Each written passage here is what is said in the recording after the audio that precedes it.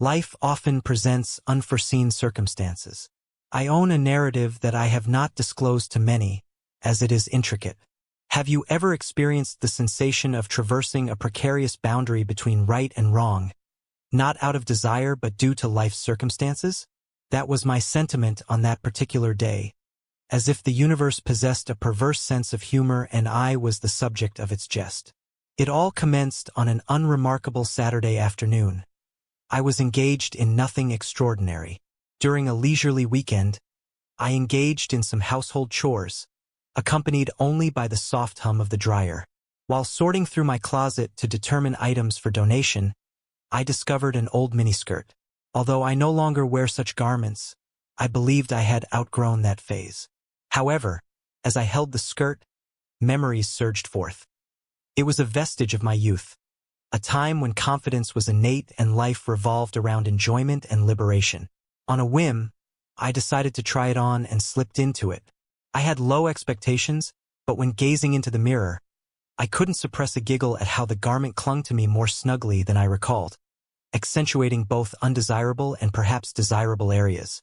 I was only experimenting to check whether it fit when I heard a tap at the door. Who could it be? I muttered to myself. My hair was disheveled. I was not attired to make an impression, nor was I anticipating anyone's arrival when I answered the door. There stood my nephew. Jason was no longer a child. He had matured. At 22, he was entirely robust. With broad shoulders and an air of confidence, he was the type of individual who could enter a room and captivate attention. He had a bag of tools, displaying the casual smile he consistently wore. "Auntie, you called regarding the leaky faucet?" I recalled that I had completely forgotten to ask him to come by and repair the sink in the guest bathroom. Although I felt somewhat ashamed about my attire, I chose not to emphasize it and instead laughed it off. "Indeed, please enter. The bathroom is located down the hall." He walked past me, and I observed him momentarily hesitate, his gaze flickering toward me before swiftly averting. Perhaps it was merely my imagination, yet there was an unusual atmosphere. Jason commenced his work on the sink while I returned to my closet, but throughout, I sensed an odd tension, neither negative nor anticipated. Are you familiar with the sensation when someone's gaze lingers excessively, despite their attempts at subtlety? I initially dismissed it as just overthinking, considering he is my nephew. However, as I passed the bathroom to retrieve something from the kitchen, Jason abruptly blurted out, "Hey, Auntie, may you please come here briefly? I believe I require assistance." The subsequent events exacerbated my confusion. Upon entering the bathroom, I found Jason crouched with his sleeves rolled up, exposing his robust, tanned arms. He held a wrench in one hand and gestured towards the faucet with the other. "I believe the pipe is stuck," he stated, glancing up at me. "Can you hold this while I attempt to loosen it?" Nodding, I leaned in to grasp the faucet. The bathroom was diminutive, and before I realized it, we were nearly shoulder to shoulder.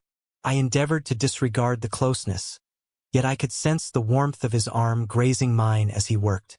I glanced at him, and that was when I noticed it. Jason. He was not solely fixated on the pipe. His gaze frequently shifted toward me, as if he were attempting to discern something. It was subtle, not apparent to anybody else, but I perceived it. "Everything was satisfactory?" I inquired, disrupting the stillness. He gazed at me and, for a little while, exhibited reluctance before smiling. His customary relaxed smile accompanied my anxious laughter as I attempted to alleviate the tension. "Well, you are the expert, correct?" There was no pressure. Yet, I could not overlook the manner in which his gaze lingered for an excessive moment. After a few minutes, he ultimately released the pipe and rose, dusting his hands on his trousers. "All done. It should be as good as new," he said. "Thank you," I replied. In an attempt to appear nonchalant, he remarked, "You're a lifesaver," while leaning against the counter, regarding me with an inscrutable expression. "You know, Auntie, I don't believe I've ever seen you in attire like that before." I momentarily froze, my cheeks reddening. "Oh, this," I responded with an awkward laugh, pulling at the hem of the miniskirt. It's merely something I discovered in the back. Regarding the items in my closet that I intended to give, Jason first remained silent. He continued to gaze at me, his eyes betraying an unreadable emotion. Then he smiled, except this time it felt distinct, almost as if he understood. "It suits you," he said, his tone gentler than usual. I was at a loss for words and stammered, "Thanks, I suppose." Experiencing self-consciousness, I promptly turned to go. The bathroom hoping to put some distance between us, but as I stepped out, Jason followed his footsteps close behind Auntie. He said, stopping me in the hallway. I turned to face him, my heart pounding. Yeah, he hesitated like he was searching for the right words. "You ever feel like something's happened for a reason?" "What do you mean?" I asked, genuinely confused. He opened his mouth to say something, then shook his head, laughing it off. "Never mind. Forget I said anything." But I couldn't forget the way he looked at me. The tone in his voice stayed with me. Long after he left that day, that night I was curled up on the couch, mindlessly flipping through channels, trying to shake off the awkwardness from earlier. I kept telling myself it was nothing, that I was overthinking the whole thing. After all, Jason was family. But just as I started to feel normal again, on my phone buzzed on the coffee table. I leaned over, picking it up, and there it was, a message from Jason. "Hey Auntie, can I ask you something?" I stared at the screen, debating whether to reply, with something about the timing that felt strange. Why is he messaging me now?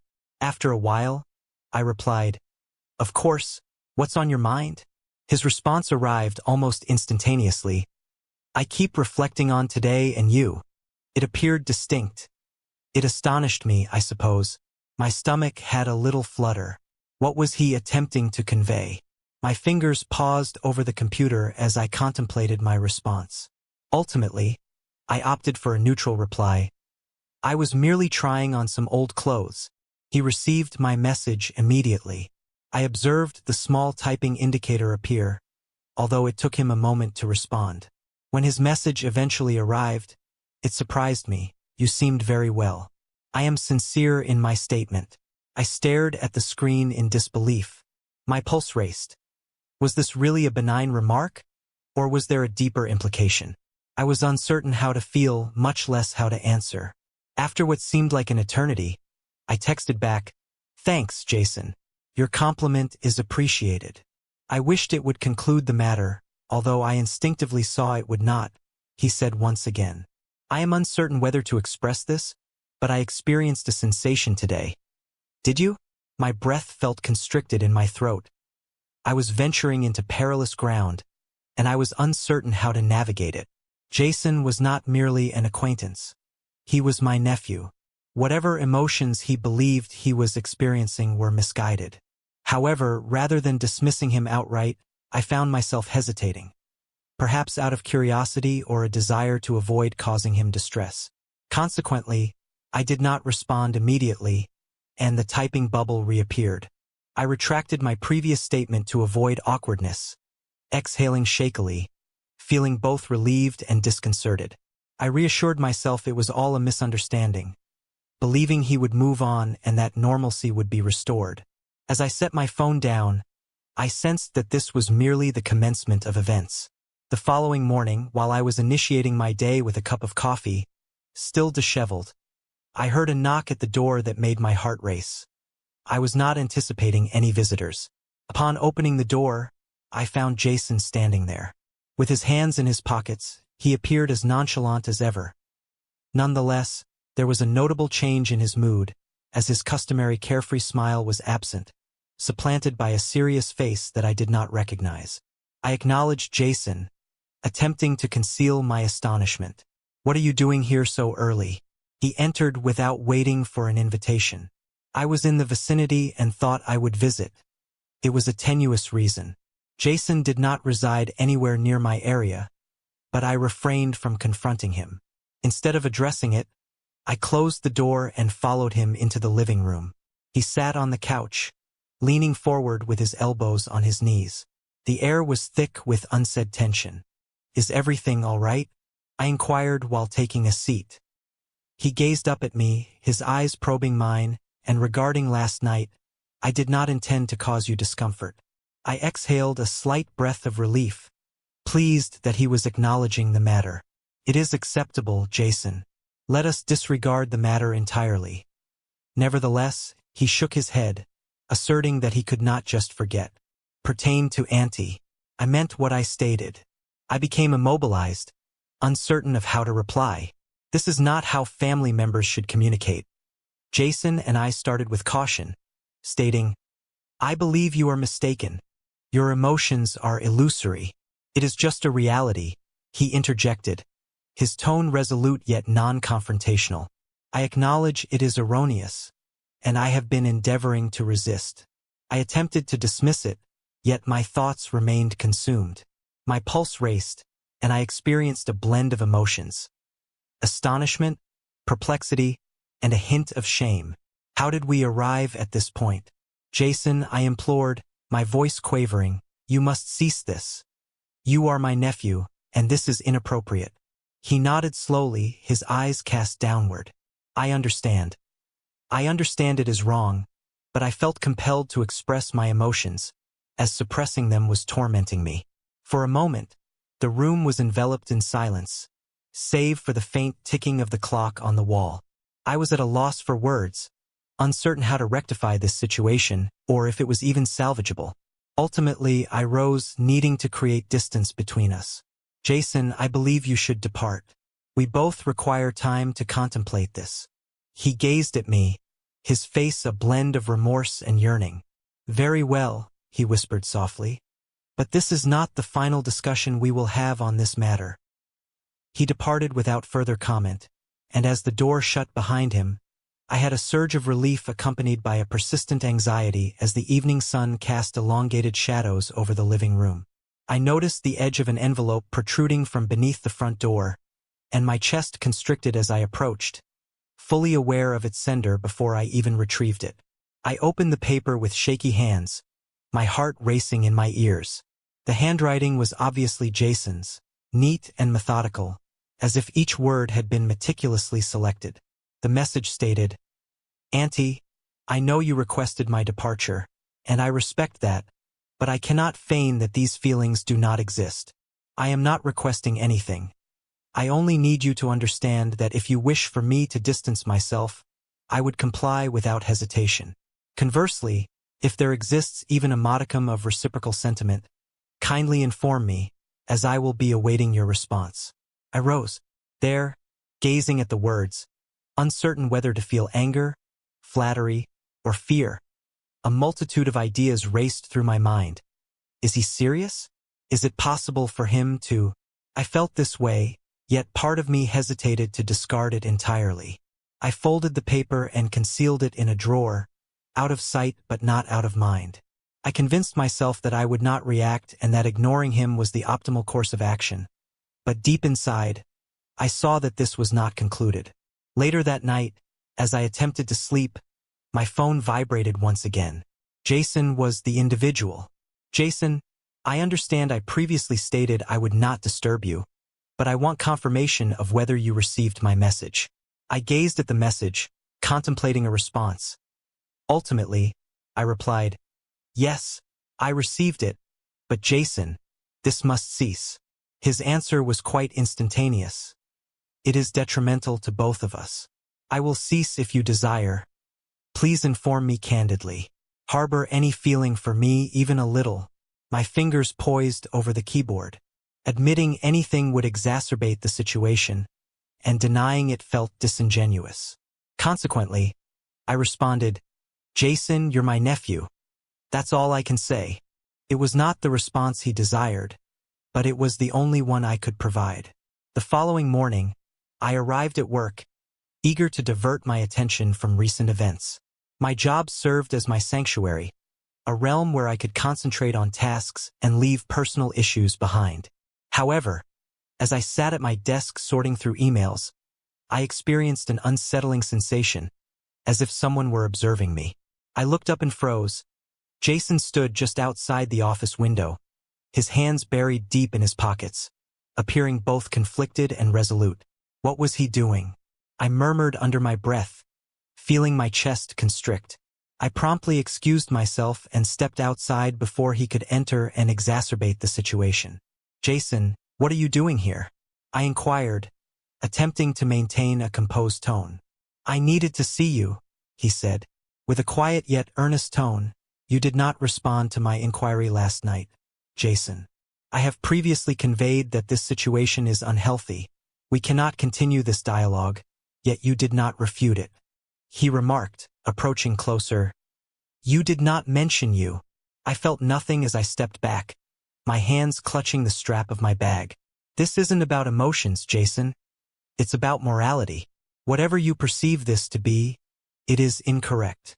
He sighed, raking his hand through his hair. "I recognize its wrongness. I've reminded myself countless times, yet I cannot govern my feelings." His words lingered, dense and disquieting. I was at a loss for a response, so I began to depart. "Auntie, wait!" he called out.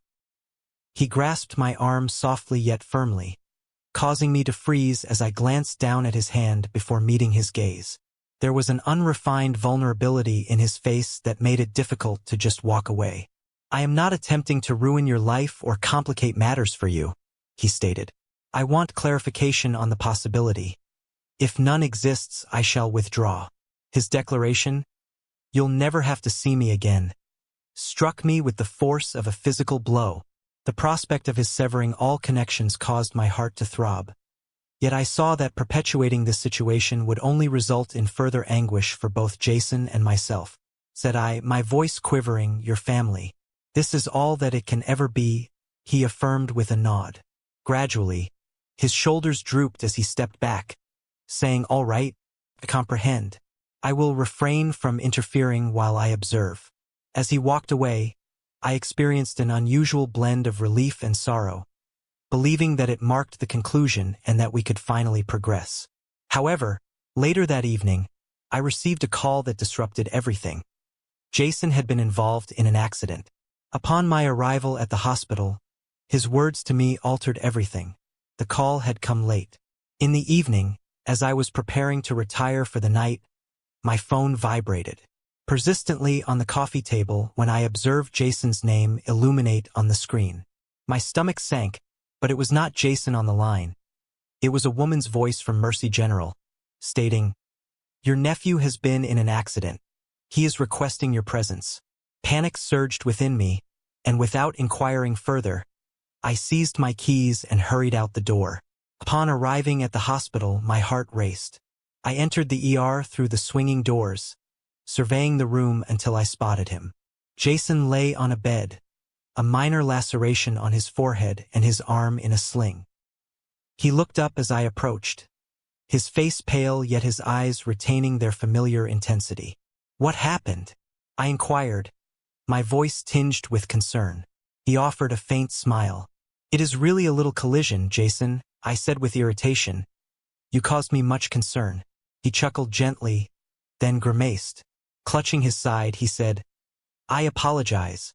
I was uncertain whom else to contact." I exhaled audibly. Positioning a chair near his bed, I stated, "I am present now. Are you well?"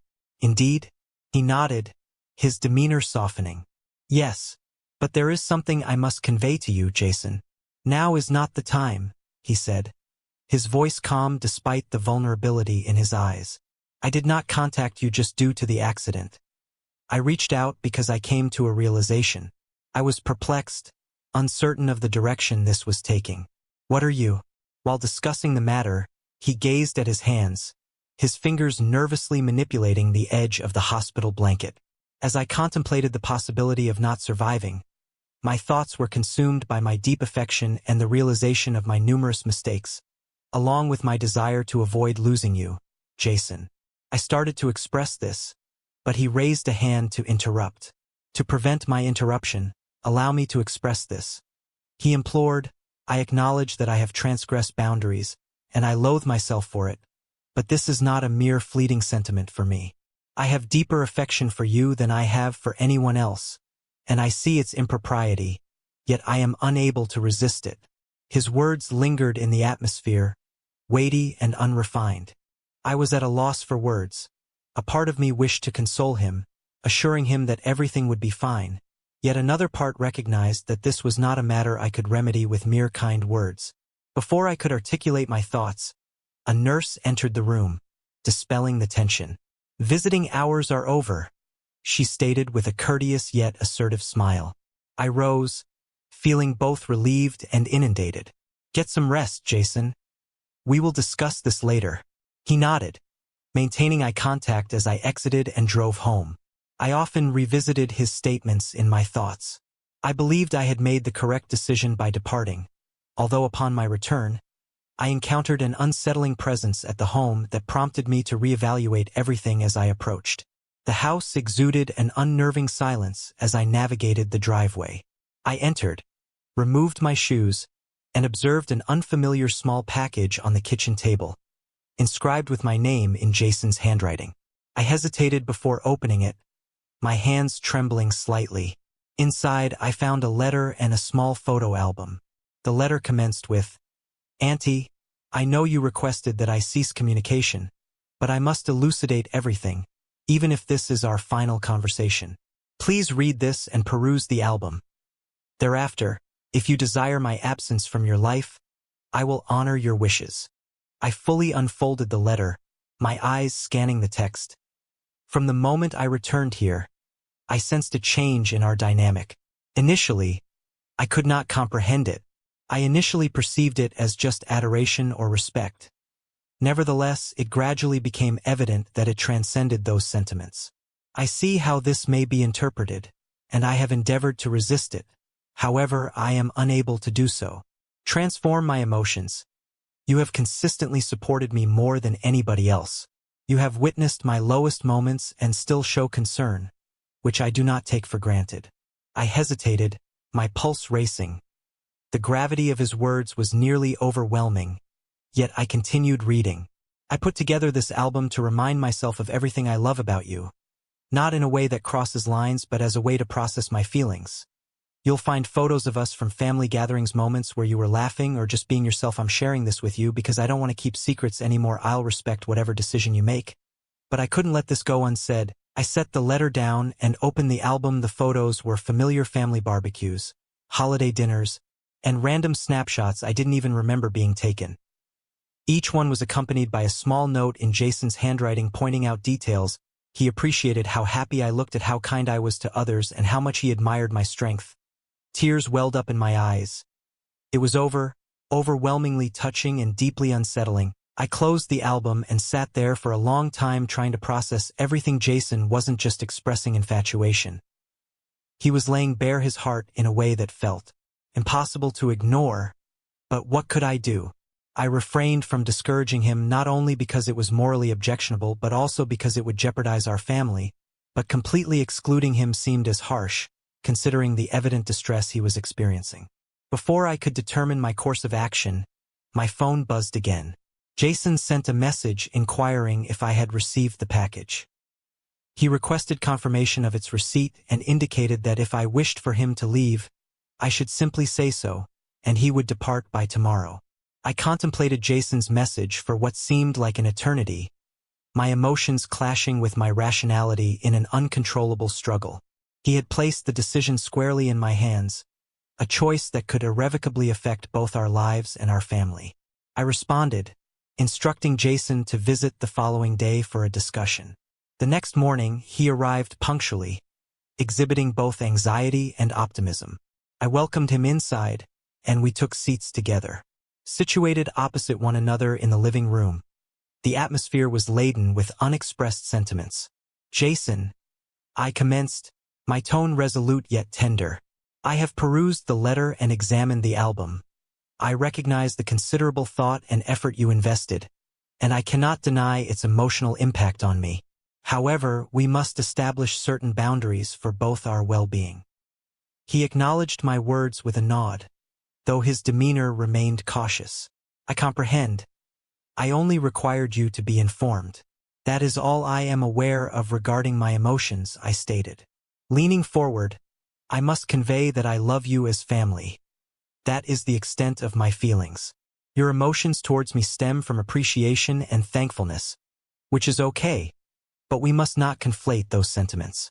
For an alternative, it would ultimately be detrimental to both of us." He gazed at his hands, his expression a blend of relief and melancholy. "I comprehend," he stated softly. "I do not wish to lose